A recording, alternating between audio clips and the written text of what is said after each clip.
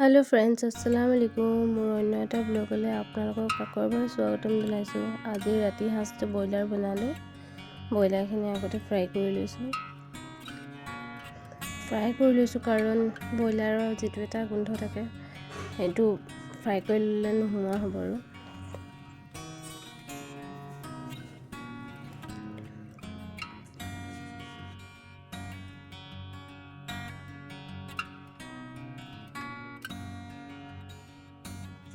এয়া আমাৰ এতিয়া ব্ৰইলাৰটো ফ্ৰাই কৰা হৈ গ'ল।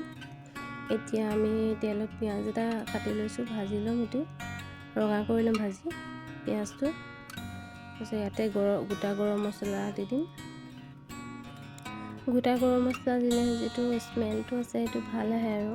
সেই মছলাখিনি দি ল'ম ইয়াতে। জিৰা, ধনিয়া গুড়ি, জলকীয়া গুড়ি, হালধি গুড়ি, মিট মছলা গুড়ি দি পেলাই ধুনীয়াকৈ ভাজি ল'ম।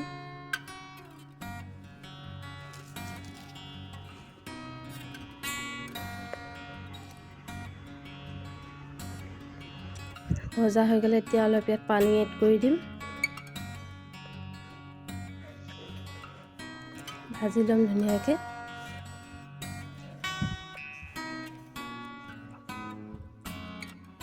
এতিয়া আৰু ঢাকি থৈ দিম পানী শুকাই যোৱালৈকে।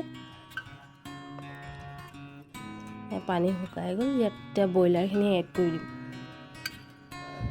ব্ৰইলাৰখিনিও মছলাত ধুনীয়াকৈ ভাজি ল'ম।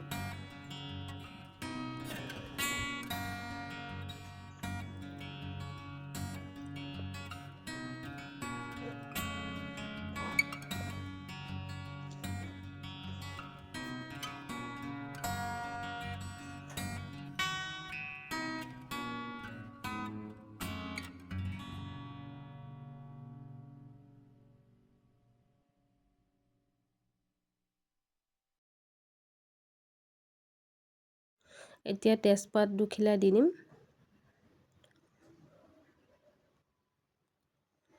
দি পেলাই ঢাকি থৈ দিম। এই পানীখিনিও শুকাই যাব দিম আমি। এই পানীখিনি শুকাই গ'লে আকৌ ধুনীয়াকৈ ভজা হৈ যাব, মছলাখিনি এবজৰ্ব হৈ যাব ব্ৰইলাৰত। তাৰপৰা আকৌ ইয়াত পানী দি দিম।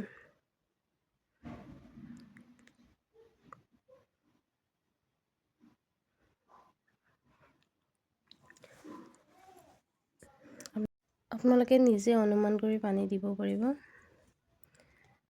পানীখিনি শুকাই আহিলে নমাই দিম। এয়া হৈ গ'ল মোৰ তৰকাৰী। আজি ৰাতি সাঁজটো এনেকৈয়ে খালোঁ। আপোনালোকে জনাবলৈ নাপাহৰিব ভিডিঅ'বোৰ চাই কেনেকৈ লাগে। আজিলৈ আহিছোঁ, বাই বাই।